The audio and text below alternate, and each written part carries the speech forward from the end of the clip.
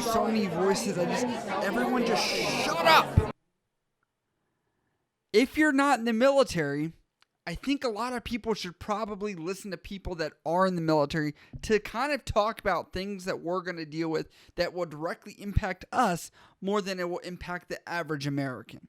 On the new lifted T-RANs is what I'm going to say, because if you guys have not followed the YouTube algorithm ever, by the way, I'm not saying it to silence these people. It's just there have been people that have studied the algorithm to show that videos that do include this word or this title do end up actually being throttled. So I'm trying to get the message out to the more people. It's not me trying to discredit these people. It's just the censorship stuff of you. So this comes after 2 years since former president put the executive order to ban anybody that is identifying as this to join the military. Now that came as a shock because previously with former President Obama, we started this process of people coming in, and I actually had people that I worked alongside or worked with that did start this process. Per this lift, it does look like President Joe Biden has ordered the Department of Homeland Security, Department of Defense to lift this to include the Coast Guard and also the other branches, Marines, Navy, Air Force, Space Force, and Marine Corps. I know I got to include that last one there.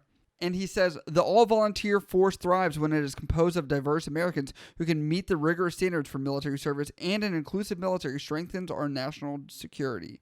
Now, to remind you what happened in the past, we did have former President Trump, which actually used Twitter to kind of announce this. And I remember this being such a major shock to a lot of people because we were finding things out on the fly via Twitter.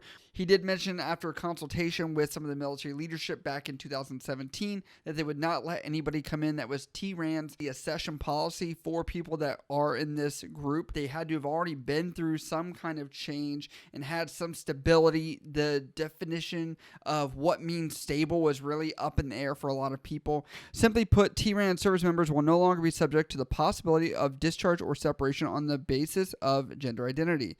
T-RAN's service members can serve in their gender when T-RAN is complete, and the gender marker in the Defense Enrollment Eligibility Reporting System, DEERS, that is what everybody goes by to say what your demographics are, is changed, and transgender service members should know that they are accepted throughout the U.S. military. There are reports out there right now saying that there's about 14,000 people that would be affected by this change of this executive order, but I wanted to kind of do my own math because I don't always believe the statistics that we see. So if you look at it, there's currently about 1.4 million people that are in the military right now. So against the whole population, I've seen varying numbers from 0.5% all the way to about 1%, sometimes even more. The issue with understanding that percentage is people flow in and out of the community as far as there are people that come into it and then decide not to be part of it anymore. That can happen. And on top of that, there are people that are still not coming out as far as what they are and what they're going to identify as. Now, out of that 1.4 million, that's about 5,880 different troops or military members that would be affected.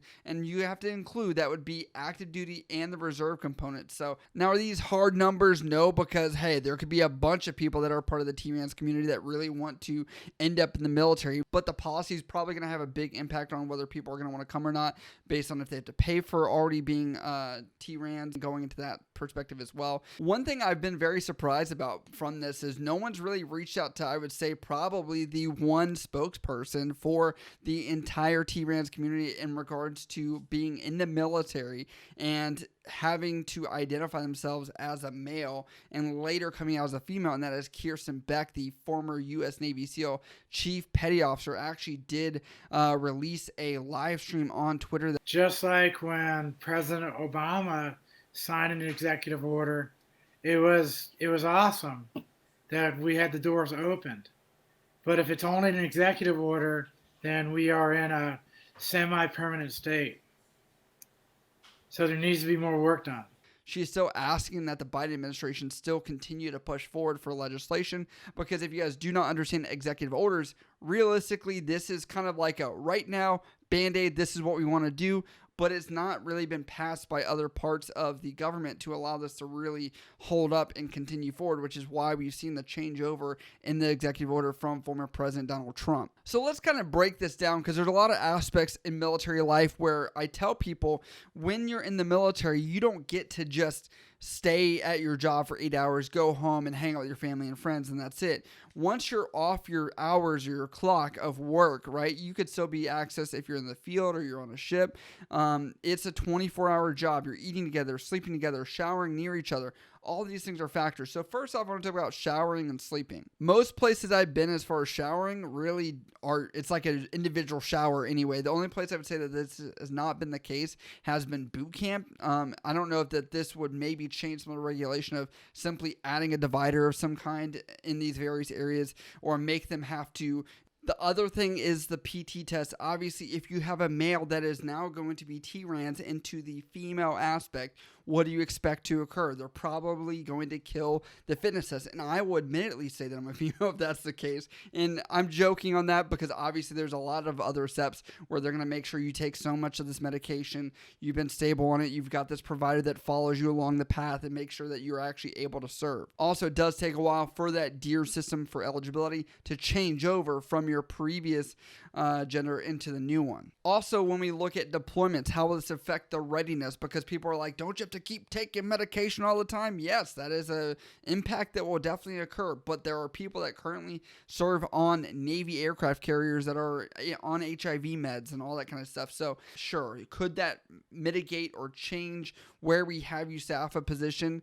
Yes, it could possibly, but that's again person to person, provider to provider to determine where someone can or cannot serve. Now people are saying, what about the war fighter? How are we going to be able to win wars if we have people that are in the T-Rans community? Honestly, most people in the military, from being in the time or era since Don't Ask, Don't Tell was part of that whole sphere of when I came in, and realizing once I was lifted, I was like, oh, it's the same thing. Really, I think maybe this might work. I know that's going to piss off a lot of my audience that are hardcore. I don't know. It hasn't occurred. What is the impact on mission readiness? Because people did say that they were worried people were going to come in, use the benefits, the healthcare and things like that in order to be able to get this T-Rans to occur. And then after that, they would leave. Now, some of the timeline people were talking about was 2 years. If you look at the average contract, that's about a 4-year contract. What does that mean for people that are coming in? Are they going to get delayed from operational sea duty and have to stay behind until they're finally ready to be able to? Are we going to make them serve at least one enlistment? Are we going to have to make sure that they have to wait until they're shore duty and they're non-deployable status already? These are a lot of questions that are going to have to be ironed out. Now, I can't really take a side with this, and you guys understand that because the position I'm in, and obviously I'm kind of just trying to point out different criteria that could be in place in the future. I'm also trying to talk about argumentative points that you could see from both sides. And I know that's going to piss you guys off as a viewer. For some of you guys are like, why aren't you outraged? But I also like to reverse engineer this community or any situation and say, why would anybody in this situation purposefully go against the grain to be made fun of or be discriminated against? Like, I would never voluntarily sign up for that if I didn't have a desire, like a true passion for what I wanted to be. We are paying to have a military service. At the end of the day, Johnny or Susie or whoever is on that front lines, all you care about, all I care about is the person able to perform the job. And that should be the same no matter what. And this is where, since I can't voice my opinion really, I can just tell you, voice yours down in the comments below, because I love to hear your guys' debates and see what you guys bring up as far as factors that maybe I did or did not consider. So as always, if you guys do like what I do here on the channel, we do have the Patreon link down below that you can go support the channel. Also, we do have a membership here on the YouTube channel that you can click down there below the video or even in the description as well. And make sure you guys show the love over there if you want to help support us. As always, if you guys do have questions about this or anything else, you can always hit me up on Instagram, Snapchat, Twitter, or down in the comments below. I love you guys. I'll see you next time.